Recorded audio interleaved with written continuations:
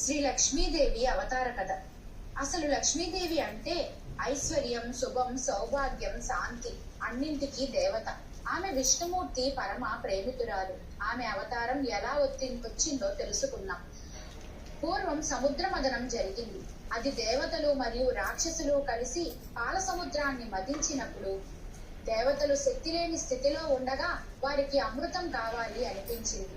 అందుకోసమే త్రికుట పర్వతాన్ని మందరగిరిగా వాడి వాసుకుని రెప్పగా పెట్టి సముద్రాన్ని మదించారు. ఈ మదనంలో చాలా అమూల్యమైన వస్తువులు బయటకు వచ్చాయి. కామధేనువు, ఐరావతము, కల్పవృక్షము, చివరకు శ్రీ మహాలక్ష్మీదేవి స్వర్ణ వర్ణంగా పద్మంపై కూర్చొని చుట్టూ కమలాలు పూసిన వాటితో ప్రకాశిస్తూ సముద్రం నుంచి వెలువడింది. అందరూ ఆశ్చర్యపోయారు. ఆమె స్వచ్ఛమైన ఐశ్వర్య రూపిణి. ఆమెను ఎవరు వరించబోతారో అన్న ఉత్కంఠలో ఉన్నప్పుడు ఆమె శ్రీ మహావిష్ణువుని గర్వంగా చూసి ఆయనను వరించింది. ఆ సమయంలో లక్ష్మీదేవి శ్రీహరితో ఎప్పటికీ విడదీయని జోడీగా నిలిచింది. ఆమె ఉన్న చోట శాంతి, సంపద, సౌభాగ్యం ఉంటాయి. లక్ష్మీదేవి మనసు శుభ్రమైన వారికి మాత్రమే ఆరాధనీయురాలు. ఆమెను పొందాలంటే మనం మంచి పనులు చేయాలి, దానం చేయాలి, పాపాల నుండి దూరంగా ఉండాలి.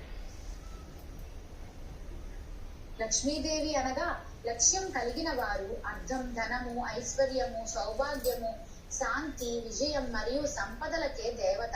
ఆమె విష్ణుమూర్తి భార్యగా ఉన్నది. అందుకే ఆమెను శ్రీదేవి, నారాయణి, చంచలలక్ష్మి అని కూడా పిలుస్తారు. ఆమె లేకుండా శ్రీ విష్ణువు కూడా అసంపూర్ణుడు. ఆమె ఉన్న చోటే శాంతి, సమృద్ధి, సౌభాగ్యం ఉంటాయి.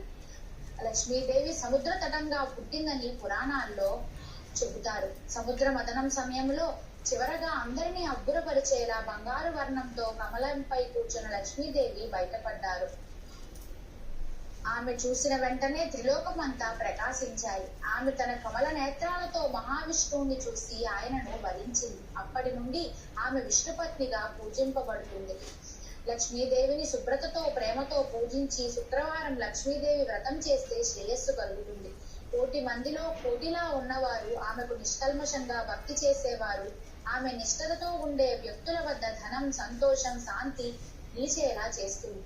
లక్ష్మీదేవి ఐశ్వర్యం మాత్రమే కాదు, ఆమె ధర్మం, శుభ్రత, దయ, నిస్వార్థతకు ప్రతీక. ఈ లక్షణాలు మనం పాటిస్తే ఆమె అనుగ్రహం మనపై ఉంటుంది. సంధ్యా దీపారాధనలో